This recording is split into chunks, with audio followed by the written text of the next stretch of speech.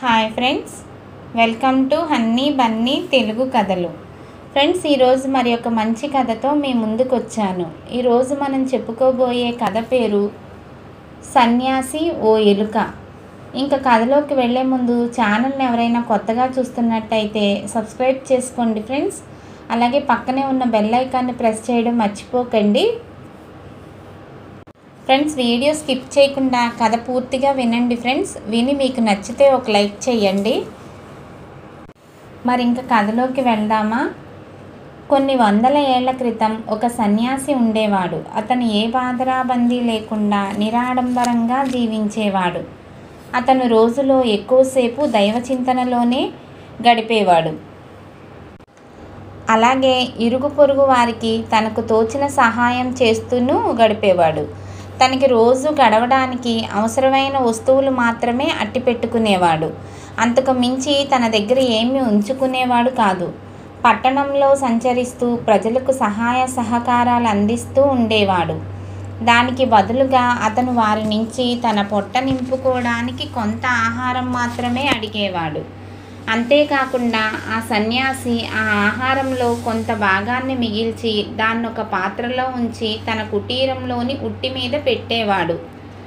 ఎంత పొదుపు చేసినా సరిపడేంత ఆహారం పోగుపడేది కాదు. ఓ తుంటరి ఎలుక వీలు చిక్కినప్పుడల్లా అతను దాచిన ఆహారాన్ని ఎత్తుకుపోతుందని అతను తెలుసుకున్నాడు. సన్యాసి సలహాలకు ఎక్కువ విలువనిచ్చే ఓ వ్యాపారి ఒకనాడు అతన్ని చూడాలని వచ్చాడు. ఇద్దరూ కూర్చొని మంచి చెడు మాట్లాడుకుందామనుకున్నారు. కానీ సన్యాసి వ్యాపారి చెప్పే విషయాలపై మనసు లగ్నం చేయడం లేదు. తన చేతిలోని కర్రను నేలపై తాటిస్తూ ఉన్నాడు. చివరికి వ్యాపారికి చిరాకు కలిగింది. నేను అదే పనిగా మాట్లాడుతున్నాను, కానీ మీరు ఒక్క మాట కూడా మాట్లాడటం లేదు. భక్తుణ్ణి ఇలాగే చూస్తారా అన్నాడు. దానికి సన్యాసి బదులిస్తూ, నేను పరధ్యానంగా ఉన్నందుకు మన్నించు, కానీ నేను ఎలుక నా ఆహారాన్ని ఎత్తుకుపోకుండా చూసుకుంటున్నాను. దాన్ని బెదిరించడానికి ఈ కర్రతో తడుతున్నాను అన్నాడు. వ్యాపారి, ఏది మీ ఆహారాన్ని ఎక్కడ పెట్టారో చూపించండి, నేను కూడా మీకు సహాయపడతాను అన్నాడు. సన్యాసి ఉట్టి మీద ఉన్న పాత్రను చూపించాడు. నేను నమ్మను, ఒక మామూలు ఎలుక ఎంతో బలం ఉంటే తప్ప అంత ఎత్తు ఎగరలేదు. అంటే నా ఉద్దేశం, మీ ఎలుకకి ఎక్కడో ఆహారం సమృద్ధిగా లభిస్తుంది అన్నాడు వ్యాపారి. సన్యాసి కలుగవైపు దృష్టిని సారించి, బహుశా దాని ఆహారం అక్కడే ఉండొచ్చు అన్నాడు. వ్యాపారి సన్యాసి ఒక పుల్లను తీసుకుని కలుగుని తవ్వేశారు. అందులో వారికి గుట్టల కొద్దీ ఆహారం కనిపించింది. సన్యాసి ఒక గొప్ప అనుభూతికి లోనయ్యాడు. సెలవు పుచ్చుకుంటున్న వ్యాపారికి కృతజ్ఞతలు తెలిపాడు. సన్యాసి ఆ రోజు మర్నాడు గుండెల మీద చెయ్యి వేసుకుని నిద్రపోయాడు. అయితే కొద్ది రోజుల తర్వాత అతని ఇంటి దగ్గర ఓ మారుమూల తిండి లేక శుష్కించిపోయిన కొన ఊపిరితో తోక ముడుచుకొని పడుకున్న ఎలుకను చూశాడు. ఆ అమాయక ప్రాణిని చూసి సన్యాసి హృదయం జాలితో నిండిపోయింది.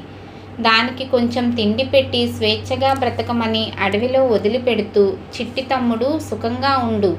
నా చేష్టల వల్ల బాధ కలిగితే క్షమించు, కానీ నువ్వు చేసిన పనులు నన్ను చికాకు పెట్టాయి.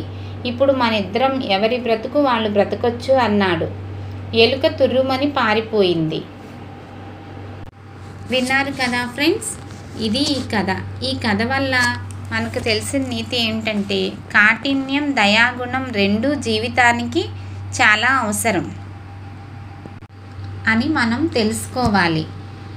ఇంకా ఈరోజు గివేవే క్వశ్చన్లోకి వెళ్తే, ఈరోజు అడగబోయే ప్రశ్న, చెట్టు మీద బ్రహ్మరాక్షసుడు అనే కథలో నుంచి నాగభూషణం ఎన్నిసార్లు ఆత్మహత్యా ప్రయత్నం చేశాడు? విన్నారు కదా ఫ్రెండ్స్, ఇది ప్రశ్న. మీరు మీ సమాధానాన్ని మరియు లైక్ నెంబర్ని కమెంట్ రూపంలో నాకు తెలియజేయండి. అలాగే సబ్స్క్రైబర్ గివేవేలో పాల్గొనే వాళ్ళు మీ ద్వారా వచ్చిన సబ్స్క్రైబర్తో మీరు రిఫర్ చేసినట్టుగా ఏదో ఒక వీడియోలో కామెంట్ పెట్టించండి ఫ్రెండ్స్. శుక్రవారం విన్నర్ని అనౌన్స్ చేస్తాము. ఓకేనా ఫ్రెండ్స్? మీకు ఈ కథ నచ్చితే లైక్ చేయండి, షేర్ చేయండి, కామెంట్ చేయండి and subscribe our channel. Thank you for watching our video.